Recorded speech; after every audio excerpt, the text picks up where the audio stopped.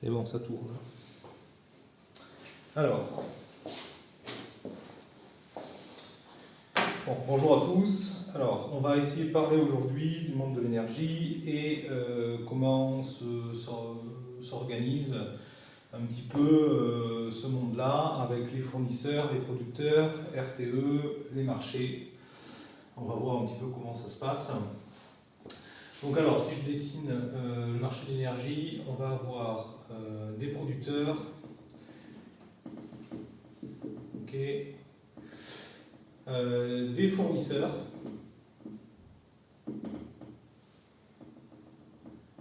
des GRD, donc des gestionnaires de réseau de distribution, donc le D c'est pour distribution, un seul GRT, alors je vais parler surtout pour le cas français, hein.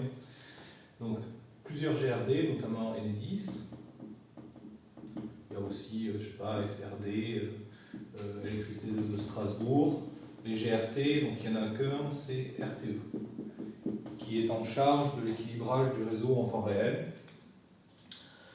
Voilà, et il nous reste qui? Il nous reste, bon, la CRE et donc Commission de régulation de l'énergie, qui s'occupe un petit peu des règles, et ça on va pas l'aborder ici, pendant cette présentation, et les marchés. Ok, donc deux types de marchés, les marchés physiques et les marchés financiers. Donc marché physique, on va acheter physiquement de l'énergie sur les marchés. Donc il y en a plusieurs, les bourses. Il y a EPEX Spot et un concurrent qui s'appelle Nord Pool. Sur les bourses financières, où là on va juste acheter de l'énergie, mais d'un point de vue financier, ça veut dire qu'on va acheter une garantie de pouvoir acheter de l'énergie à un certain prix ou de pouvoir vendre de l'énergie à un certain prix. Donc en fonction du résultat de la bourse physique, si on a acheté une garantie de prix ou vendu du volume sur le marché financier, on va avoir une garantie de prix sur le marché physique. Donc le marché financier, c'est EEX, c'est la bourse d'échange européenne. Voilà, donc 1, 2, 3, 4, 5 acteurs que vous devez retenir. Donc marché physique, EPEX Spot, Nord Pool, marché financier EEX. Le gestionnaire de réseau de transport qui s'occupe de l'équilibrage du réseau, c'est RTE. Les gestionnaires de réseau de distribution, donc là c'est plus basse tension, c'est vraiment les lignes que vous voyez, les lignes que vous voyez en campagne, etc. Donc c'est les petites lignes qui alimentent les petits sites. Là ça va être les grandes lignes, c'est directement sortie de centrales nucléaires, les arrivées de grands sites industriels comme ArcelorMittal. Les fournisseurs, donc plusieurs types de fournisseurs, hein, je peux en citer plein, hein, un fournisseur, ça peut être EDF, ça peut être Engie, Total Energy, etc., etc. Les producteurs, centrales nucléaires, donc on pense à EDF, on pense à la Compagnie nationale du Rhône, voilà, il y en a plein, il y a une multitude de producteurs en France. Voilà. Alors, on va passer maintenant aux clients. Donc là, on a présenté les acteurs, on a omis un acteur, c'est le client consommateur et qui peut être aussi producteur. Donc on appelle ça autoproducteur, mais on va pas aborder ce sujet-là. Donc un client consommateur, qu'est-ce que ce client fait? Il va consommer de l'énergie au cours du temps. Donc là c'est le temps, on va dire ça c'est la puissance, en kilowatts, en watts, ce que vous voulez, pas d'importance. Donc au cours du temps, il va consommer de l'énergie. Donc là imaginons c'est sur une année complète. Ça c'est le 1er janvier, 31 décembre. s'occuper. Sur cette consommation-là, un client, donc ça peut être un consommateur particulier, ça peut être une petite entreprise, une grande entreprise, quoi qu'il arrive, il y a une courbe de consommation en cours d'année. Généralement, cette courbe de charge, bon, elle peut avoir des fréquences diverses et variées. Aujourd'hui, quand le fournisseur, on va aborder ça après, quand le fournisseur achète de l'énergie, il achète de l'énergie aujourd'hui au pas horaire. Mais dans les évolutions possibles du marché, on va passer très bientôt c'est à horizon 1-2 ans, au pas quart d'heure. Donc cette courbe de charge, on va dire qu'elle est au pas quart d'heure, donc c'est-à-dire qu'il y a un point tous les quarts d'heure. Okay. Quand on consomme de l'énergie, en tant que particulier, on a un tarif fixe. Ce tarif, donc un tarif, il est exprimé en euros par mégawattheure. Ce tarif, il n'est pas unique. C'est vraiment, ça dépend des classes temporelles en fait, que l'on va avoir au niveau de son site. Par exemple, chez les particuliers, on peut avoir un tarif base ou un tarif heure pleine, heure creuse. Donc là, il y a une différenciation des périodes de consommation. Donc, on va différencier les heures pleines de consommation et les heures creuses. Les heures creuses, généralement la nuit, le dimanche, c'est vraiment des heures creuses. On peut même différencier, donc on peut avoir un tarif base, ce qu'on appelle, c'est base, ça veut dire que c'est toute l'année le même tarif, c'est un seul tarif pour tous les volumes qui ont été consommés, tout le volume de l'année. Ensuite, comme j'ai dit, les heures pleines, heures creuses, donc deux tarifs, donc deux prix. On peut avoir des différenciations aussi saison haute, saison basse, donc ça veut dire hiver, été. Donc là, on va différencier HPH pour hiver, heure pleine hiver, heure creuse hiver, heure pleine été, heure creuse été. Okay. On va encore plus loin dans le sens où certains clients industriels peuvent contribuer à soutenir le réseau électrique quand il y a vraiment des périodes de pointe. Donc il a été intéressant de proposer des offres où on allait faire une nouvelle classe temporelle, en plus de celle qui existe là, on va rajouter la pointe. Donc ça c'est sur des mois précis, c'est-à-dire généralement c'est de décembre jusqu'à février inclus, et sur des heures de très forte consommation. On peut même avoir de la pointe mobile en fonction de signaux qui sont envoyés sur le réseau électrique, où là, les heures de pointe sont déclenchées par les gestionnaires de réseau de distribution ou de transport. Donc là, bon, je vais juste dire qu'il y a une classe temporelle pointe qui existe. Donc là, et pareil, HPH, HCH, etc. Donc là, vous voyez, on a plusieurs découpages possibles de la courbe de charge, et sur chaque classe temporelle qui est définie, on a le plus souvent un prix fixe. Donc ce prix fixe, comment il est déterminé? Donc là, ça c'est tout le boulot du fournisseur, c'est calculer un prix en euros par mégawattheure qui lui permet de gagner sa vie, qui dépend aussi du prix qui est observé sur le long terme. Comme vous avez pu voir très récemment, il y a beaucoup de problèmes géopolitiques, le prix de l'énergie, on en parle tous les jours à la télévision, et il y a beaucoup de problèmes avec les centrales nucléaires, il y en a qui sont fermées, le gaz augmente, etc., etc. Donc ce prix, quand on achète de l'énergie sur le réseau électrique, en tout cas quand on achète de l'énergie à long terme, on est dépendant de conditions géopolitiques, de conditions de production des centrales nucléaires, de la disponibilité des barrages, est-ce qu'il y a de l'eau, il n'y a pas d'eau, donc il y a beaucoup de facteurs qui influent le prix long terme.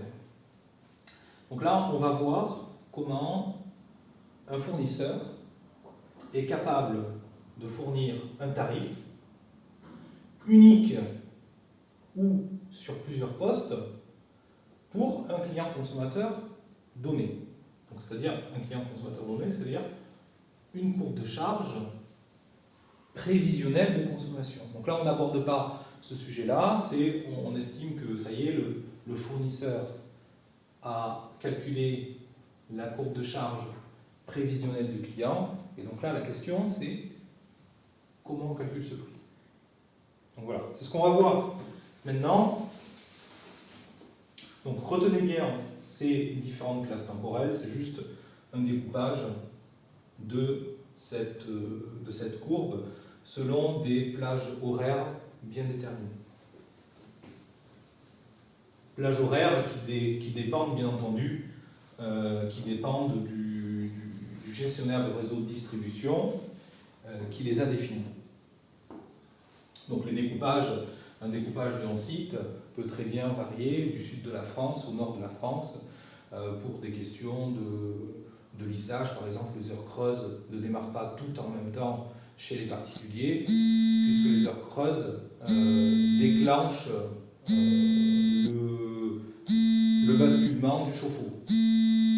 Donc, lorsque le chauffe-eau bascule, si tous les chauffe-eaux de France basculent au même moment, on peut avoir des problèmes sur le réseau électrique, donc beaucoup de variations, etc. Donc, ce qui est fait, c'est que les heures creuses sont différentes d'un particulier à un autre. Pas forcément, mais d'un point de vue global, ils essaient de lisser un petit peu cet appel de puissance sur les heures creuses. Donc, des heures creuses qui peuvent être différentes d'un résidentiel à un autre, d'où l'intérêt d'avoir cette information. Voilà, je passe au détail. La question maintenant, c'est comment avoir ce tarif-là pour un fournisseur.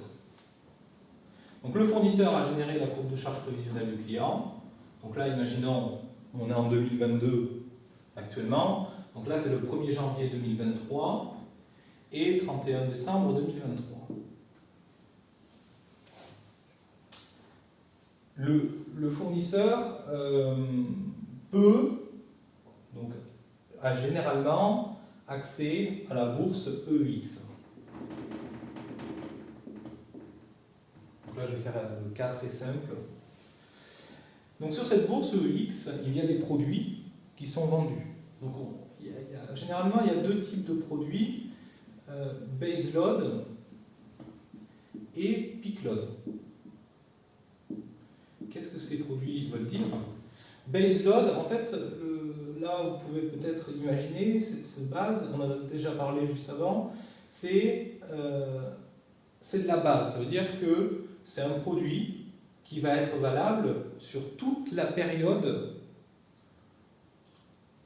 sur une période temporelle donnée. Donc il y a deux types de produits, base load, peak load, et avec une période.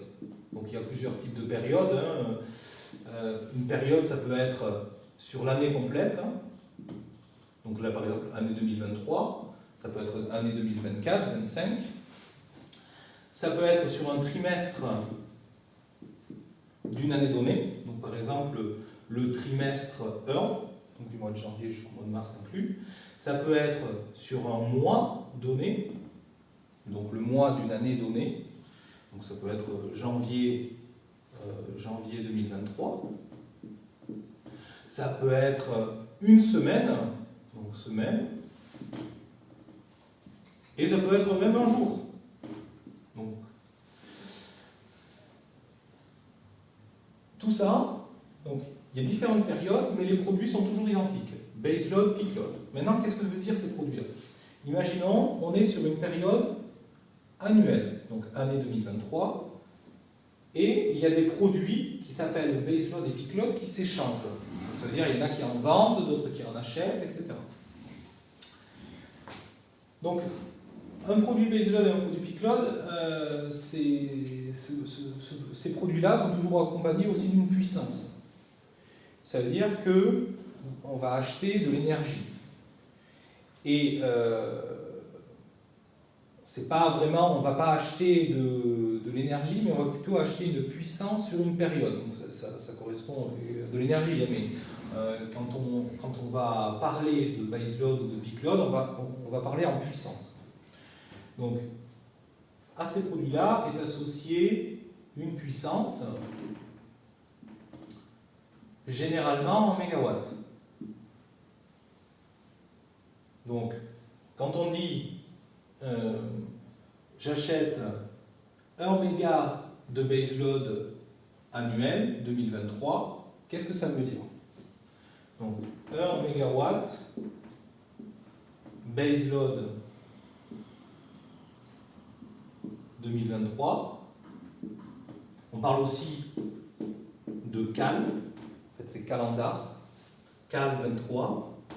Donc 1 méga baseload CAL 23. Qu'est-ce que c'est? En fait, on a acheté un bloc d'énergie, un bloc de puissance. Bon, des fois il y a des abus de langage. Un bloc d'énergie qui va faire 1 mégawatt. Donc là, si on trace sur le petit graphique, c'est 1 mégawatt valable toutes les heures de tous les jours de l'année équivaut 1 mégawatt pour l'année 2023. Quand on dit 1 mégawatt de peakload de CAL 23, là c'est différent. Qu'est-ce qui diffère entre base et pic? Là, vous pouvez déjà avoir, comme j'ai dit, base, en fait c'est une base, c'est constant sur toute l'année. Le pic, en fait quand on dit pic, ça va être les peak hours, c'est-à-dire que c'est les heures de forte consommation. Donc ces heures de forte consommation, c'est 8h, 20h. 8h inclus, 20h exclus. Sur cette période-là, on va avoir un bloc de 1 méga. Donc là, si je le dessine sur le graphique, ça va être différent. Je vais dessiner juste une heure. Donc pour tous les jours de l'année, parce qu'on est sur 4,23, pour tous les jours, que ce soit week-end, jour ouvré, jour fermé, etc., on va acheter, là par exemple, 2 jours. Ça c'est lundi, ça c'est mardi. Okay. Et ça, la valeur ici c'est 1 méga.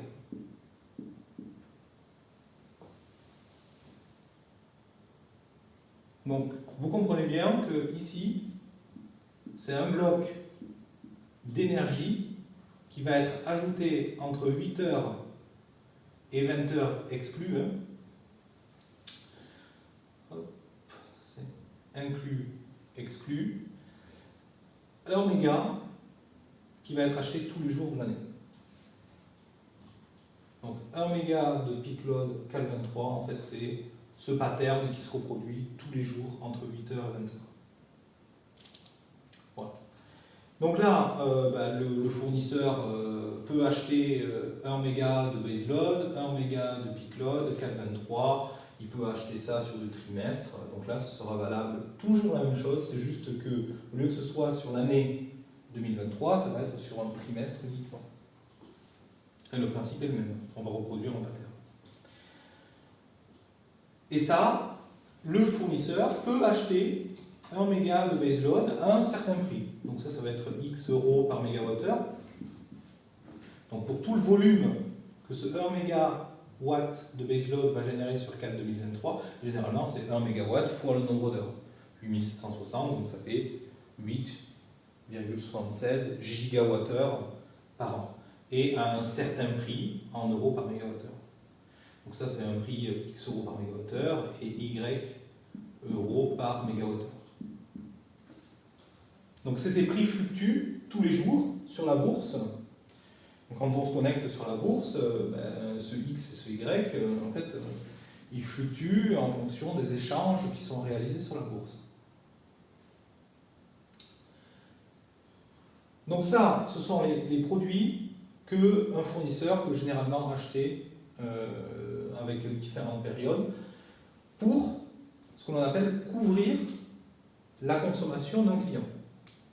Parce que le problème, c'est que quand on va acheter de l'énergie, quand on va signer un contrat d'électricité, le plus souvent, c'est le client veut limiter les risques. Il ne veut pas attendre le dernier moment pour acheter de l'énergie. Donc, ce que le fournisseur fait, c'est que le client, lui, veut un tarif à prix fixe, 1 € par mégawattheure, mais lui, le fournisseur, il doit se couvrir. Il doit se couvrir contre les risques d'un événement exceptionnel qui peut arriver en cours de contrat. Il ne peut pas acheter l'intégralité de l'énergie comme ça au dernier moment. Il faut qu'il anticipe et donc il va prendre des garanties bancaires. Il va prendre pas des garanties bancaires, mais il va se couvrir en achetant des produits long terme qui s'échangent sur la bourse. Ok ? Donc,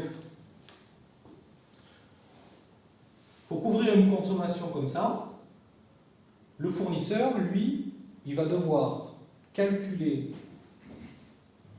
une combinaison de ces deux produits et des différentes périodes qui existent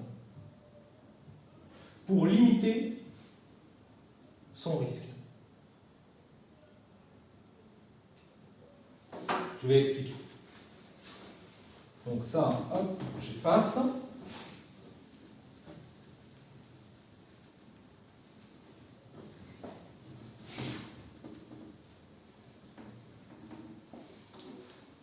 Donc là, on a parlé de la bourse, des différents produits, base et pic, avec les structures, comment ça s'organise sur la période, à quel moment la puissance apparaît, donc baseload toutes les heures, peak load uniquement 8h, 20h. Donc, une chose que je n'ai pas abordée aussi, c'est la bourse physique. La bourse physique, c'est Epexpot ou Nord Pool. C'est les deux sur lesquels on peut échanger physiquement de l'énergie. Les autres, c'est que des options, des garanties en quelque sorte financières que l'on achète contre l'évolution des prix de Epexpot et Nord Pool. Je vais expliciter un petit peu plus. Ça, c'est une bourse d'échange physique de l'énergie. Donc tous les jours, donc là si je trace, hop, ça c'est lundi, et tous les jours, mardi, mercredi, il y a des guichets. Donc là, avant midi, les acteurs doivent déposer leur demande d'achat physique, qu'est-ce qu'ils veulent acheter physiquement pour couvrir la consommation de leurs clients pour le lendemain. Donc ici, il faut donner, les acteurs doivent fournir, en tout cas envoyer sur les plateformes d'échange physique, les volumes qu'ils veulent échanger heure par heure. Donc ça, heure par heure, comme j'avais dit, ça risque de changer dans les années futures. Hein. Donc ils peuvent vendre aussi. Hein. Voilà. Tous les échanges qu'ils veulent réaliser, heure par heure. Cette bourse physique, c'est les contraintes physiques qui s'appliquent. Et pour chaque heure, un prix, en euros par mégawattheure toujours, va être calculé.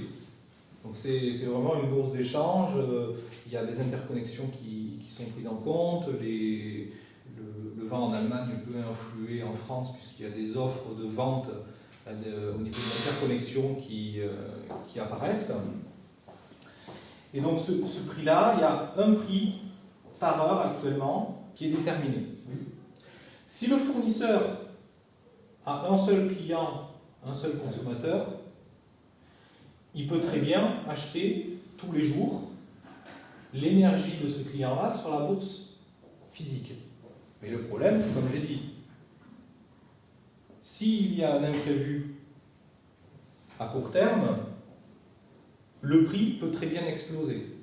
C'est-à-dire une centrale nucléaire qui ferme, des problèmes sur le réseau électrique. Après, le contraire peut se passer aussi, le réseau est détendu, les prix redescendent. Donc pour éviter d'avoir l'intégralité du volume qui est à risque sur ce marché-là, au moment de la signature du contrat, un fournisseur va vouloir se couvrir contre le prix des achats physiques qui peuvent évoluer, et donc acheter des produits que j'ai présentés juste avant, baseload et peak load, pour couvrir le risque d'évolution des prix physiques. Donc vous voyez bien, il y a le marché physique et le marché financier. Le marché financier va permettre de couvrir un risque qui peut apparaître sur le marché physique. Donc, ça c'était le marché physique. Donc vous voyez, tous les jours, avant midi, le fournisseur, donc là c'est midi, à ce moment-là, va déclarer les volumes pour le jour suivant. Et ainsi de suite. En fonction des clients qu'il a dans son portefeuille. Donc pour couvrir le risque physique, le fournisseur va acheter des blocs du volume baseload et peak load en avance sur le marché financier. Alors,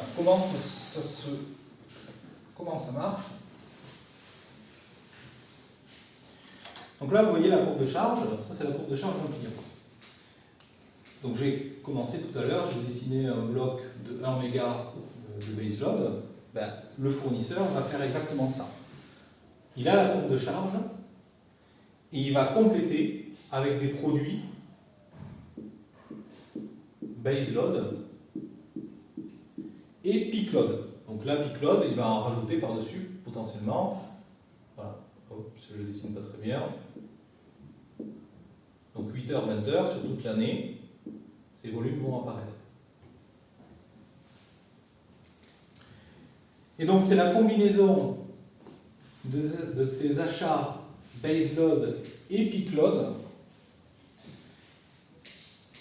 que le fournisseur va faire pour couvrir au mieux la consommation du client.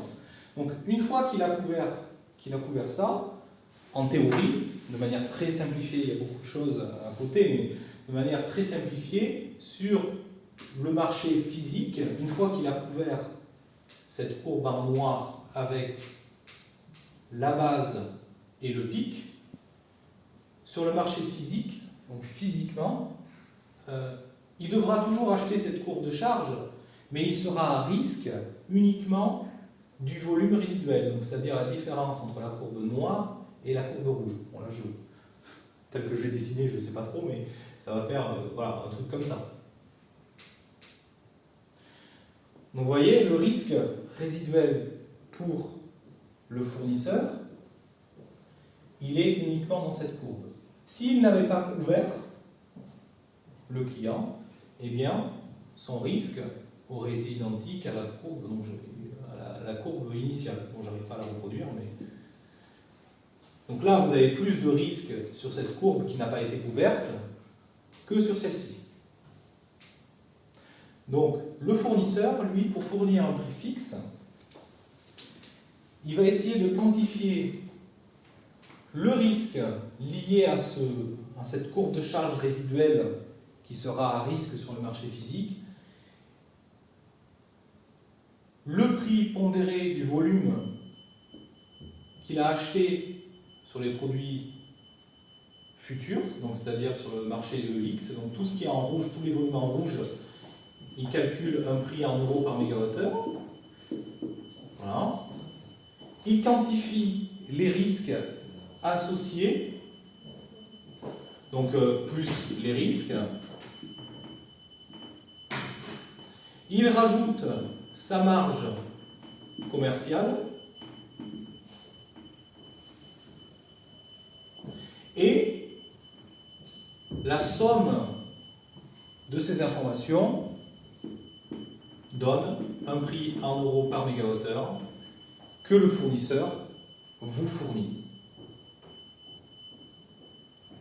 Voilà, c'est comme ça aujourd'hui que ce tarif peut être établi par un fournisseur. Donc là, j'ai parlé juste uniquement d'un prix fixe, mais ensuite, un découpage par plage temporelle qu'on a présenté, HP, HC, etc., peut être réalisé. Et en faisant des sommes prod, on peut retomber sur un prix en euros par mégawattheure par poste tarifaire. Donc voilà, aujourd'hui, sur une autre vidéo, on présentera un petit peu mieux les risques entre marché physique, comment le risque du marché physique est diminué grâce à l'achat de produits de base EPIC. Là, j'ai passé un petit peu les étapes, je suis allé un petit peu vite, mais c'est juste pour que vous compreniez qu'en achetant de la base EPIC, en couvrant une partie de la consommation, le risque sur le marché physique est diminué. Donc ça, ce risque-là, il peut être quantifié. Ça fait partie des risques fournisseurs que, ça c'est leur popote à eux, ils quantifient. Les euros par mégawattheure liés aux achats base EPIC, donc ça c'est pareil, c'est quantifié, c'est un prix en euros par mégawattheure lors des achats de produits. Et la marge commerciale, donc ça c'est la marge commerciale, tout dépend des fournisseurs, il y en a qui appliquent des marges plus importantes que d'autres, etc. Et la somme de ces informations, de ces coûts, donne le prix final qu'on va avoir au niveau du contrat signé par le client. Voilà pour la première vidéo. Merci.